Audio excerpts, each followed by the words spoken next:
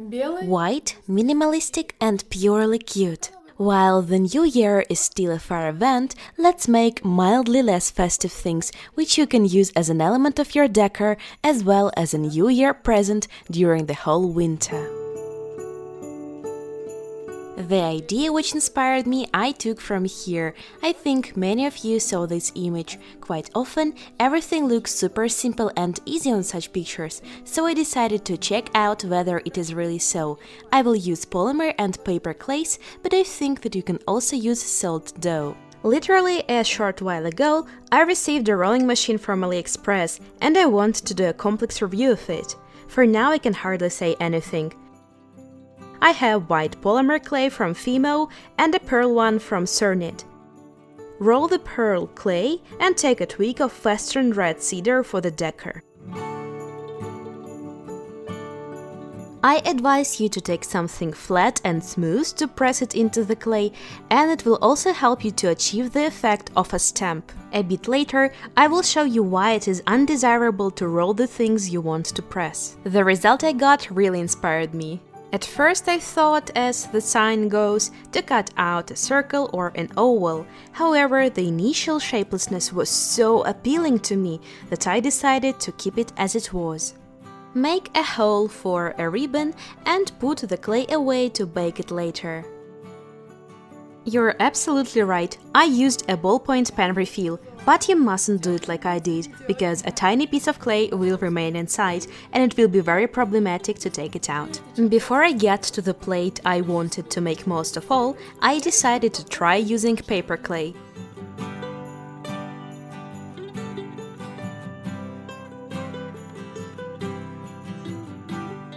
By the way, if you don't have a rolling machine, the best way to roll clay is to use a glass.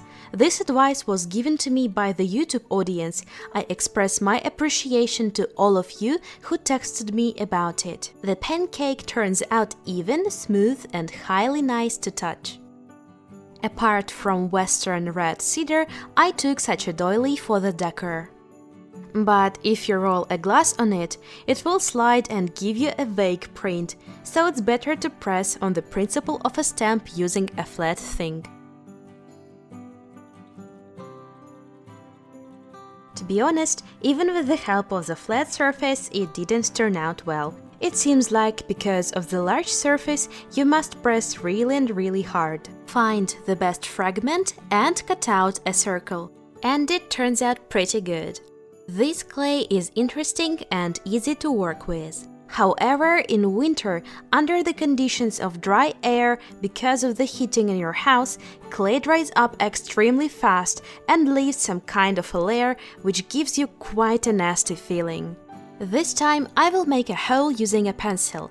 I swirl it as if I carefully move the clay and then I leave the clay to dry. Don't put your clay works near the radiators, otherwise they might crack. One more Christmas tree decoration I made with a western red cedar twig, and it turned out awesome.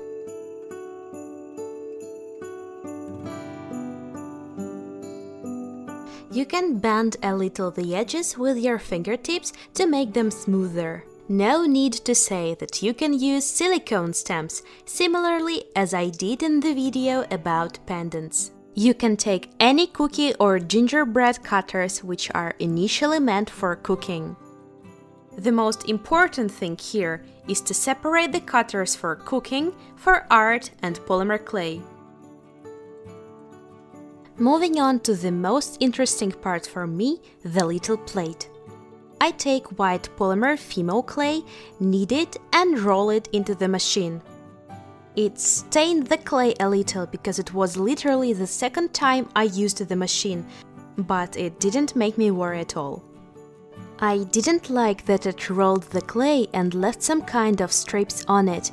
Have a look, there is some texture on it, but I think I simply need to figure out how this rolling machine works. I really trust it. That's why I will make a detailed video about the machine next time. I put a whole twig of western red cedar, pressed it,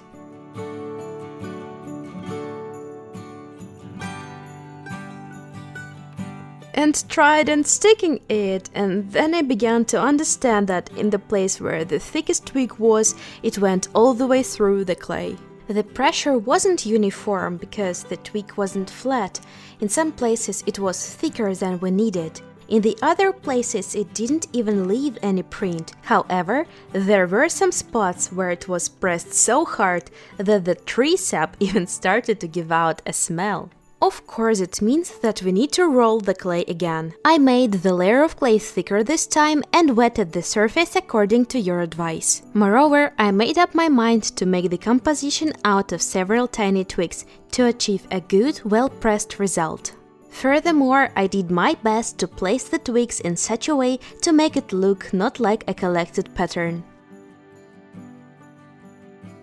I realized that you can't press well something on a large area, so I began to press the ends of the twigs with my fingertips, especially because they won't leave any marks. Taking off the twigs, and that is totally the way to success.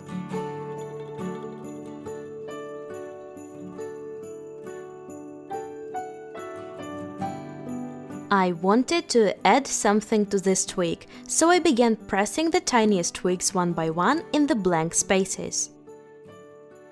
This very approach will help you to get the perfect result you want. On top of that, I even placed the twigs into the prints from the previous twigs to hide my trick and make the composition look more complete. After that, I took a glass bowl and carefully transferred my clay sheet on it. By the way, before that, just in case, I wetted the bowl and I didn't know would it actually change anything, but let it be, just in case. I place the center to the center and turn over the bowl with the clay. Slowly I unstick the paper from the clay and put the clay into the shape of the bowl, gently and extremely carefully pressing it without scratching.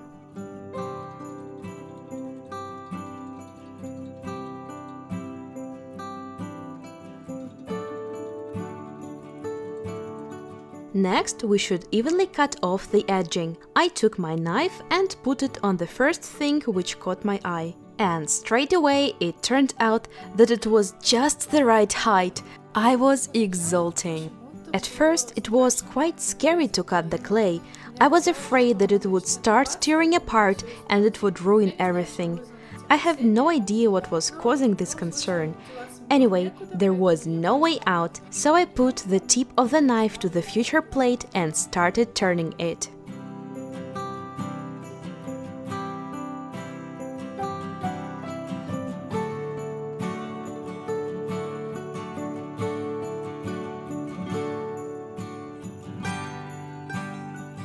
So that I achieved the perfect line on the same level.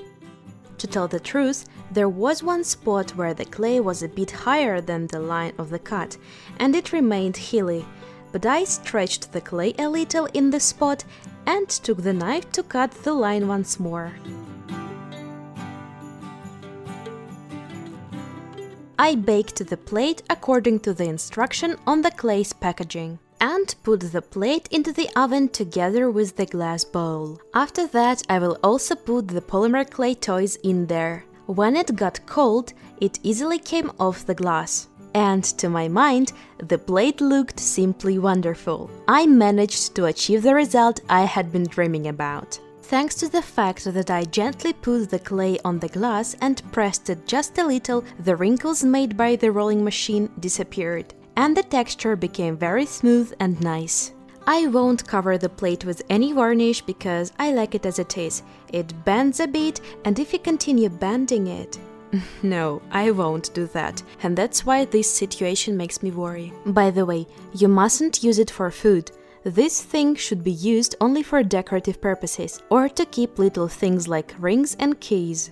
To the polymer and paper clay toys, I attached the ribbons. You can decorate your Christmas tree, workplace, or use them as some elements of your room. I hope this video was interesting and useful for you. Many thanks to my sponsors for support. I love you this much. Bye!